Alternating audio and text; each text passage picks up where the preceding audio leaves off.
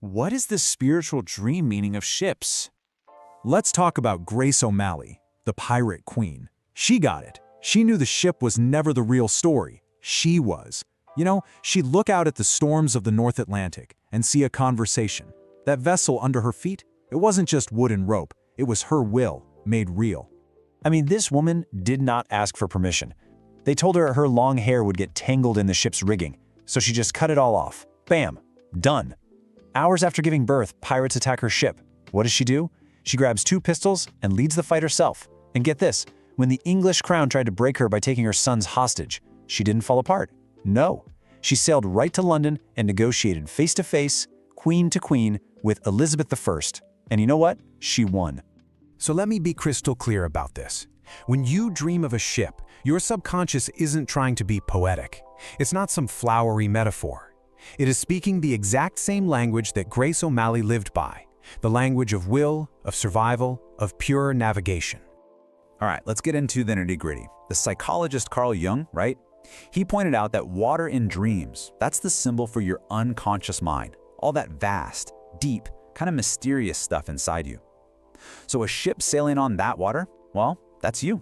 That's your conscious self, your ego, just trying to navigate it all, trying to stay afloat.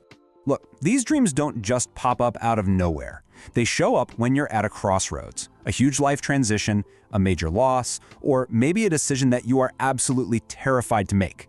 Your mind picks this symbol, the ship, because it has something enormous it needs to work through. So here's where it gets personal. The most important thing is how you experienced it, what your role was. So ask yourself this, right now. Were you the one steering the ship, the captain, or were you just a passenger, completely at the mercy of wherever it was going? Okay, next question. The water. What was it like? And remember, the water, that's your emotional state. Was it calm, a smooth, peaceful ride, or was it a violent storm, threatening to just rip the whole thing to pieces? And the ship itself, what was it doing? Was it actually moving forward, heading somewhere? Or was it just stuck, anchored down, not going anywhere? Or worse, was it sinking? Now think about who was on board with you. Were you all alone on this journey, or were there other people around? And if there were they helping you row, or were they just dead weight dragging you down? And the last one, maybe the most important, the feeling. Go back to the dream for a second. What was the core emotion? Was it terror? That feeling of being totally overwhelmed? Or was it that incredible sense of freedom, of exhilaration, out on the open sea? Let me say this again. This isn't just some poetic fluff. This is vital life-or-death information. Your subconscious is literally staging an intervention for you in your sleep. Modern psychology actually has a name for this kind of thing. It's an SOS signal. If you look at it from a cognitive behavioral therapy angle, what's happening is your mind is taking all these unresolved fears, these ambitions you've pushed down, or this grief you haven't dealt with, and it's packaging it all up into a dream and handing it right to you. And don't you dare think for a second this is just a dream. The way you handle yourself on that ship, in those waters, that is a direct, one-to-one mirror of how you're handling the relationships and responsibilities in your real waking life. There's zero separation. None. So you really need to hear this. I mean, listen with everything you've got. If your ship is sinking in the dream, something in your waking life feels like it's going under too. Your mind isn't being dramatic here. It's being brutally, painfully honest. And this idea, it's not new. Not at all. This symbolism is ancient, it's universal. You can look all across the world. You've got the solar boats of ancient Egypt carrying the sun god, the Viking funeral ships taking souls to the afterlife, the traditions in Yoruba culture. The ship has always been seen as the vessel for the soul's big journey. Okay, so let's tie this all together. You didn't just dream of a ship by chance. It wasn't random. You dreamed of it because some part of you is already out there on that water. It's already navigating something huge, whether your conscious, day-to-day mind wants to admit it or not. So the only real question left, the only one that matters, is are you paying attention? Part 2. Every single detail of your ship dream is a direct message you cannot afford to ignore. Think about it. The difference between seeing a luxury liner versus a leaky rowboat. That's everything. So do not brush past these details like they're just random window dressing. They are the whole point. Let's dive into this. Okay, first up, the big one, the sinking ship. If you're having this dream, your psyche is screaming at you. It's a fire alarm telling you that a relationship, a career, maybe a whole belief system is failing. It's going down. So you have to ask yourself, and you've got to be honest, am I staying on this thing out of loyalty, or am I just terrified of the open water, of the unknown? Because you cannot fix what you refuse to see. So the crucial point is this: stop managing and start deciding. This week, write down everything that feels like it's sinking. That's your damage report. Then pick one thing from that list and make one real decision about it. Okay, let's move on and see how this builds. Are you captaining your ship, or are you just a passenger? Now, what's really interesting here is the contrast. The captain has authority, command, vision. The passenger? They're just waiting for permission, living inside someone else's vision for their life. For women especially, this dream is a signal. Your soul wants command back. So identify one area where you've been waiting for someone to give you the green light and step to the helm. Nobody is coming to do it for you. Take it. Now, what about an abandoned ship? This is grief in symbolic form, a hollowed-out purpose, a dream you surrendered somewhere along the way. And this brilliantly illustrates the ultimate danger, not sinking, but simply drifting. Living, but not toward anything that matters. It's a life alert from your psyche that you're just existing. But here's the reframe. It's not an end, it's a waiting. An empty ship is not a destroyed ship, it's a waiting ship. And the real question is, what would it take for you to board again? Sometimes the water isn't calm. Storms are emotional upheavals. Warships are conflict and suppressed anger. And pirate ships, that's rebellion. Each one demands a different response. A storm tests your resilience. A warship means you're in a battle for your values. And a pirate ship, that's about defying rules that were never meant for you in the first place. Are you weathering, fighting, or breaking free? So here are your orders. Name the storm, identify your battle, and question one rule you've been following just because you think you have to. Stop pretending something is sacred when it has only ever cost you. Your dream will tell you if you're stuck or if you've made it. An anchored ship is stagnation, held in place by fear or some kind of false comfort. But arrival is also a message. If you dream of a ship pulling into harbor and it feels safe, your psyche is honoring real progress. It's a victory.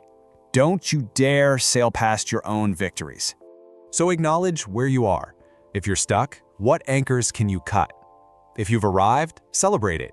It's the only way to choose your next port of call. And finally, 3 profound variations that require your immediate attention. These are the final warnings. 1. You're building a ship. This means you are actively building something new in yourself. A new identity, more courage, a new skill. Whatever it is, do not rush it. 2. You're jumping from a ship. Now, was this a leap of faith or a desperate escape? Trust how you felt in the dream. Was it relief or was it fear? Your body knows the answer. Trust it. And 3, a ship on dry land. This is a profound symbol that you are completely out of your element. Your gifts are not being honored. You cannot sail here. You are in the wrong life. So, the crucial point, the one question this all leads to, is this. If you could choose any direction for your life right now, what would it be? Write down the answer before your fear edits it. That answer, that is the captain your ghost ship needs. Part 3. All right, so you've got the interpretation. You understand what the ships in your dreams mean. But listen up, that is not the end. It's not even close. It's the beginning. Because knowledge without action, it's just noise. The real work starts right now. Today. Okay, application number 1. This is for the analytical mind.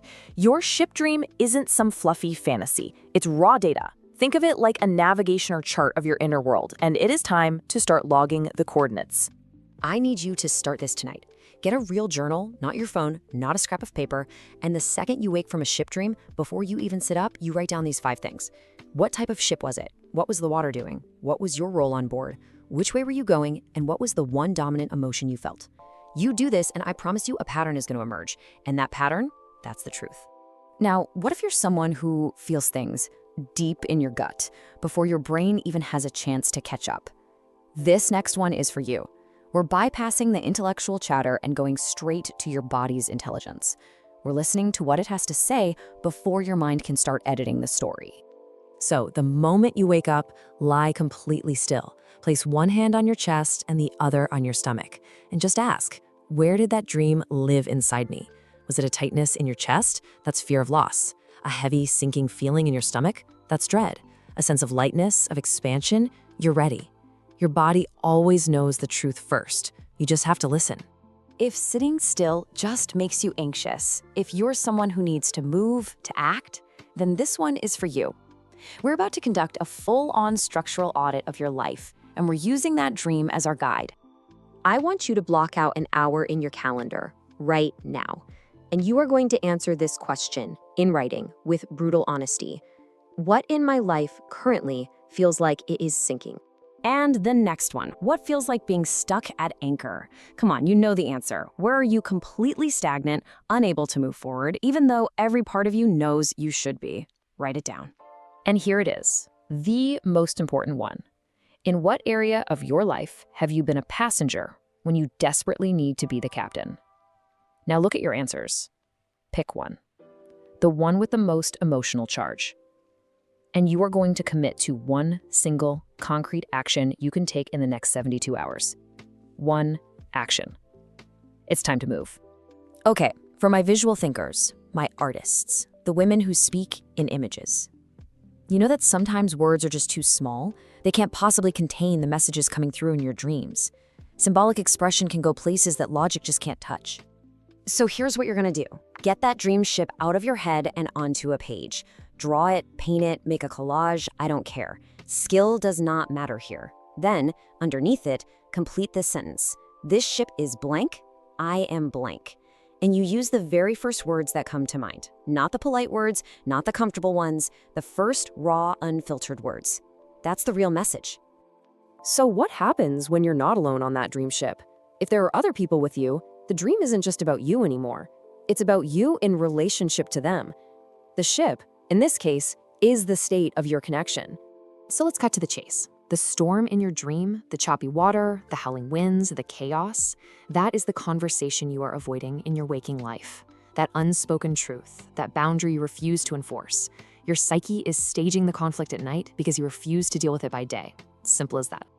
And finally, this is for the over-functioner. You know who you are, the one who manages, controls, and completely exhausts herself trying to steer everything and everyone. Sometimes a dream isn't a call to do more, it's a call to release. So here's the ritual. Find some water, an ocean, a lake, even your bathtub, and you are going to speak aloud, not in your head, aloud, the thing you are trying so damn hard to control. Name it. Then you say, I release this. I trust the current. Some things must be sailed, not steered. This is how you give yourself permission to stop fighting. So what's the bottom line here? It all comes down to this. Your dreams are your ocean. They reveal the hidden currents, the deep stuff, the coming weather. And your life is your ship. Look, the goal is not a calm, easy life. Let's get that straight. So the question is not whether the waters are calm. Because let's be real, they rarely are. That is not the point. No, the real question, the only question that truly matters is this. Are you at the helm? Are you the one reading the signs, making the choices, and steering with intention? That is the challenge your dream is handing you. So navigate.